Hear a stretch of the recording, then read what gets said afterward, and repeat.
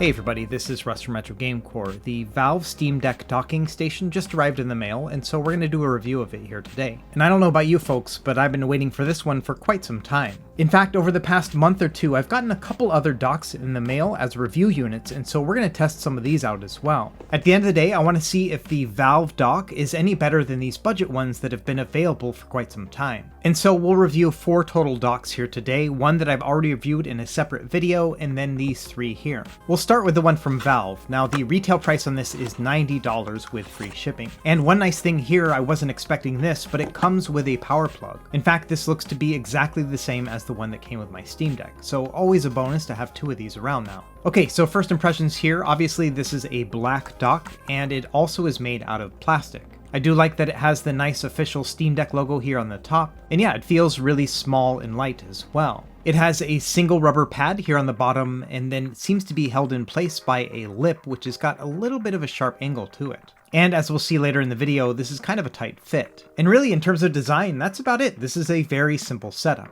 Now on the back, this is the first one that I've tested that has 2 different display outputs. And this docking station does have support for multiple monitors. It has a single USB-C port. Much like with the other docks, this is only available for power only. I think it would have been really neat if they had had a USB-C port for data here above it. Additionally, it has a gigabit Ethernet port and then 3 USB-A ports here. Now the bottom is covered by one big rubber pad. It's a little bit grippy and nice and squishy too. And yeah, it does a great job of kind of holding it in place and not damaging whatever surface you're going to be putting it on. Now I'm still rocking this Leather D brand skin here on my Steam Deck, and it is a bit thick. In fact, it does make it very snug in the docking station here. I can still get it in and out, but I have to be very careful not to get it caught on the leather part here on the bottom. The port here on the top is low profile and is supposed to sit very flush with the Steam Deck itself. But of course, this thick leather skin does prevent it from having a perfect angle. In fact, I'm not a fan of the fact that this doesn't sit flush and that it might be causing stress on the port. Now, to remove the plug is super simple. It has a little lip here and you can just flick it up with your thumb. In fact, this is the easiest port to get in and out that I've ever tried before. But yeah, I really don't like that it's not at a perfect angle right here. In fact, this is just another reason why I probably am going to be taking off this leather skin at some point. Okay, let's take a look at another one here. So this is from JSAUX, and this is their 3rd in a line of different docks for the Steam Deck. And the reason why it comes with thermal pads and extra screws is because it actually has space for an M.2 flash drive inside. And so first impressions on this one, man, this is a chunky boy. This feels really big. This one also has a right angle plug, but this one has a metal casing around it. In fact, this entire dock is made out of metal, as you can see. It has a few different rubber pads to make sure your Steam Deck doesn't get all scratched up, and these are the same pads that were on the previous generation dock. And yeah, this thing feels a lot chunkier and more sturdy than the plastic one we were just looking at. This has 2 different rubber feet on the sides, and what's funny here is that the rubber feet have little bumps on them too. So even the rubber feet have rubber feet on this guy. Looking at the front, you can see it just has the JSAUX branding and nothing else. So now let's take a look at that M.2 slot. Now this is just held in place, no magnets or anything else like that. And yeah, it looks like they preloaded it with a drive here for the reviewers. But it does show on their site that it is compatible with a wide variety of different drives, both in size physically as well as in storage. And it looks like the one they shipped out to me is a 2 terabyte drive. Getting the top on is surprisingly difficult because it has to be lined up perfectly on both sides. And I gotta admit, right here, I am not a fan of this tribal design on the top. It looks like a 90s tattoo, like something you'd find on Pamela Anderson. Like with the previous model, they have an Ethernet port on the side, and I don't think this looks very good and is not very practical. Yes, they do make right angle Ethernet cables, but that means you'd still have to buy another cable. On the other side, there is no I/O. So let's take a look at the back. Now, one thing I do want to clarify is that in their website, they do say that this is capable of up to 100 watts. And they said the same thing about their previous dock, and I did test it in my previous video as well, and yes, it did power on my Ioneo device. And that's a device that has a 65 watt power plug. Well, after making that video, a friend reached out to me and he said that he had 2 different Ioneo devices get burnt out by using that same setup. Apparently, the power regulator in the JSAUX docks do not actually work correctly. And when my friend reached out to JSAUX, they said, yes, our website is incorrect. It cannot power devices up to 100 watts. But unfortunately, the website still says that it's capable of 100 watts. But they now have some wording on their website that says that it shouldn't be used for anything but the Steam Deck. And so while I think these docks are perfectly safe for the Steam Deck itself, at this time I do not recommend using them for something else like an Ioneo device. Anyway, on the back here, it also has an HDMI output and 2 USB ports, unlike 3 in their previous model. When it comes to fitting the Steam Deck inside, no problems here, it's actually kind of loose. And this was the same thing with the previous JSAUX dock, and so I think if you have a smaller case on your Steam Deck or a skin like this, it should be no problem. And as you can see here, the port does give kind of a wide berth for something like a skin or a case. Now, I've mentioned a couple times that I reviewed the previous model, and this is it here. And as you can see, between these two models, there are some things very similar, like the logo on the front. But in other ways, it is different. For example, the rubber feet on the bottom are not as robust, and the back does have 3 USB ports instead of 2. And yeah, this one has that side Ethernet port as well. In terms of sizing, I would say the new one is about 25% larger than the older one. But yeah, I think the overall design on here is very similar, it's just that the newer one has an M.2 slot and 1 fewer USB port. Next, let's check out this one here. This is the 2nd generation dock from a company called iVoler. Now, unlike the JSAUX one, this one does say that it works with a Nintendo Switch or a tablet. This one has a very similar design to the other one, but a little bit more rounded, and the metal is quite a bit more shiny too. This one has rubber bumpers on the front, bottom, and back of the dock. And it also has a small logo here on the front. On the left and right side, there is no I/O, but there is some ventilation right here. On the back, we have very standard ports as we've already seen, so we have gigabit Ethernet, HDMI, power input, and then 3 USB ports. And on the bottom here, we have 2 rubber feet as well as the input and output specs.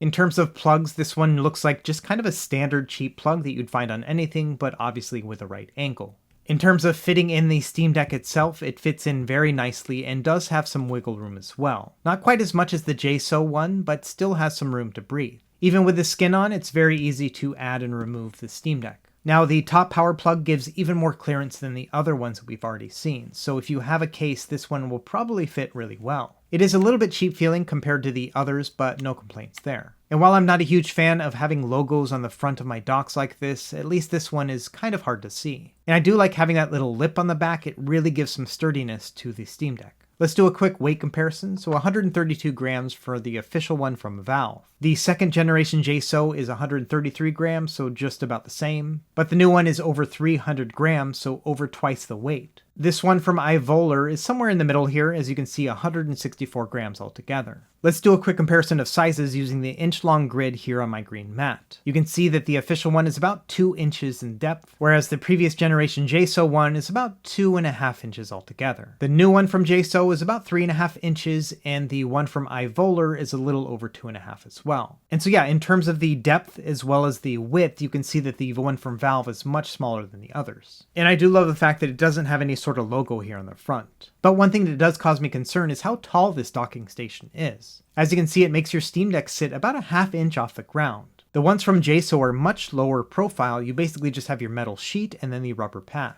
And same thing with the one from iVoler. So now let's compare the heights here in a real world scenario. My monitor has just shy of 5 inches of clearance underneath, and so my goal here would be able to dock the Steam Deck behind my monitor so it doesn't take up space. And when it comes to the JSAUX docks, no problems here. Not only does it have a low profile, but it also leans back a lot more than the other docks too. So no problem here getting clearance with either of the docks from JSAUX. The one from iVoler does clear my monitor, but just barely. That plug is quite tall, but overall it keeps it at under 5 inches. So yeah, any of these docks are working just fine. Now unfortunately the one from Valve does not actually clear it. Despite having a low profile plug, the dock is so high that it does not clear 5 inches altogether. And so yeah, that's kind of a bummer to me. Now let's do a head-to-head tightness comparison between these 4 docks. I think the Valve one would be perfect without a skin on it, but right now it does feel rather tight.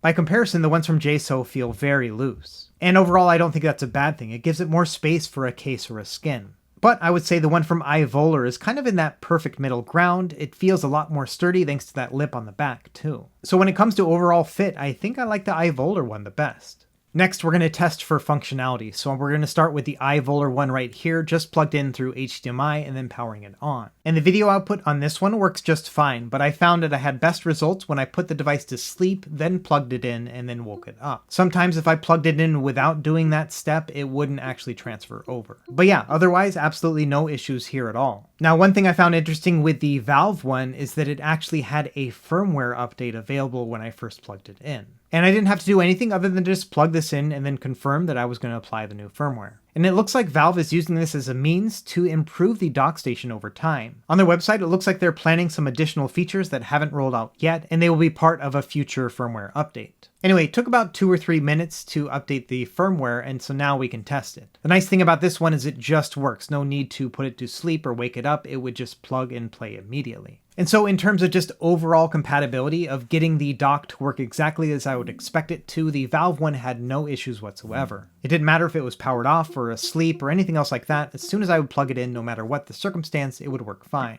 Now here is the old JSAUX dock that I had reviewed previously. This one also required you to plug it in and then wake it up from sleep. However, compared to the one from iVoler, this one took about twice as long to actually show the image after you've plugged it in. And as I showed in my previous video, this one does not play well with the Elgato capture cards. It kind of sucks, but it'll give you this constant rolling image, which gets really annoying. Now when you plug it into a monitor or a TV, there's no problem here, it just happens to be with my specific capture card. I was hoping they would fix these issues with the newer dock, but unfortunately it looks to be exactly the same. And so it takes a long time to wake from sleep compared to the others, and yeah, unfortunately I also get this rolling screen. And so that's really something to think about if you're planning on capturing gameplay footage using a capture card. And last test here, I went into desktop mode and verified that yes, it does detect that 2TB M.2 drive on that dock. And I'm not really sure how many real-world people are going to actually want to have this feature, but yes, if you want to have storage specifically when you're docking your Steam Deck, then yes, this seems to work okay.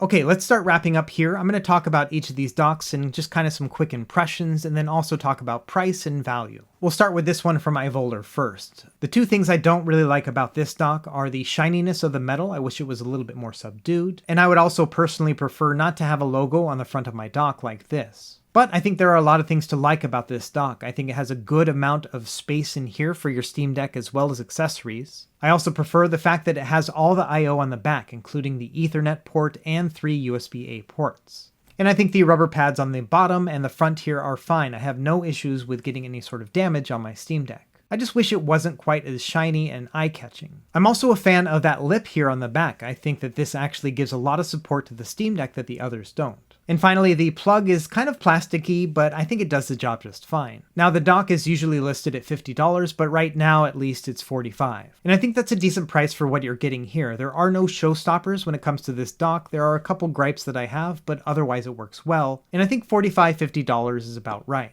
I think in terms of overall design, I like this one the best. It doesn't have a logo on the front. It has that nice subdued black. And this one is definitely the most fully featured. That 2-monitor support is pretty awesome. I just don't really see myself using it with the Steam Deck. And I like that they were still able to cram in 3 USB ports as well as the Ethernet.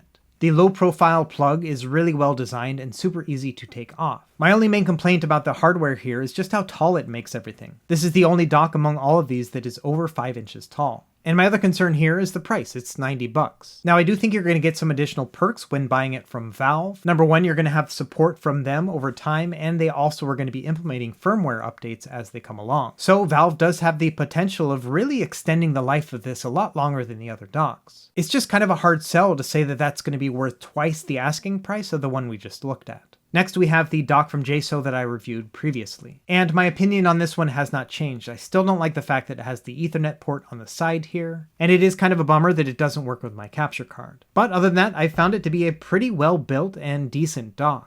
In terms of pricing, this one also goes for $50, but it does have a $5 off coupon, so exactly the same as the iVoler one right now. But if I was to choose between this one and the one from iVoler, I would pick the one from iVoler. It has the Ethernet port on the back, and it does feel a little bit more sturdy and well-fitting with the dock itself. But overall, I would say the JSAUX one is not a bad dock. If you already have this one, I'm not really sure it's going to be worth upgrading to one of the others. Now, speaking of bad docks, I'm not a fan of this one here on the right. Not only do I not like the design on the front here, but I'm not really sure I would ever have a use for an M.2 drive with my Steam Deck. The whole point of the Steam Deck is to have your games portably, so why would you limit yourself to certain games when you're only docked? I also don't like that it still has the Ethernet port on the side, and they took away one of the USB ports too. But if I was going to throw it a bone, I do like these rubber feet more than the others. But honestly, here's the nail in the coffin. They're asking $130 for this dock. And bear in mind that does not come with the solid state drive, you still have to add that yourself. And I don't know about you, but I just cannot justify spending an additional $80 over the other dock they already have, just to have the ability to add an M.2 drive.